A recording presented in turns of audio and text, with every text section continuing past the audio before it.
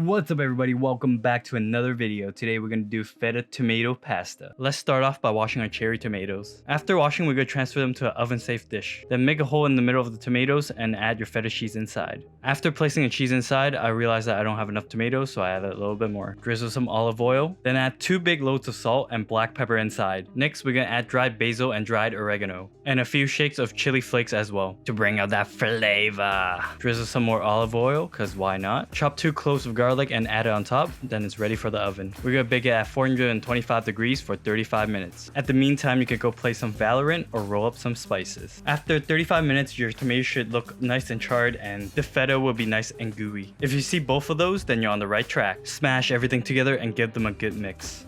We're gonna add our strained fusilli in there and toss them around one more time, just like it did with the sauce.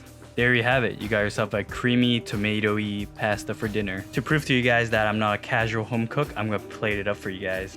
We're gonna finish it off with some mixed herbs we were playing around with earlier. And finally, we're gonna do a taste test. But today we got someone very special to prove to you guys that my food aren't poisonous and you wouldn't die from eating it. So let's give it a try. What do you think? It's good, but it's also overrated. And she ain't wrong, ladies and gentlemen. This pasta is super overrated. It's not worth your time and I would never make it again. Even though there's nothing wrong with the pasta, I just think that you can save a lot of money and time just buying a can of tomato sauce instead. If you enjoyed this video, make sure to like and subscribe and comment below on how yours turned out. But oh well, it was fun. See ya!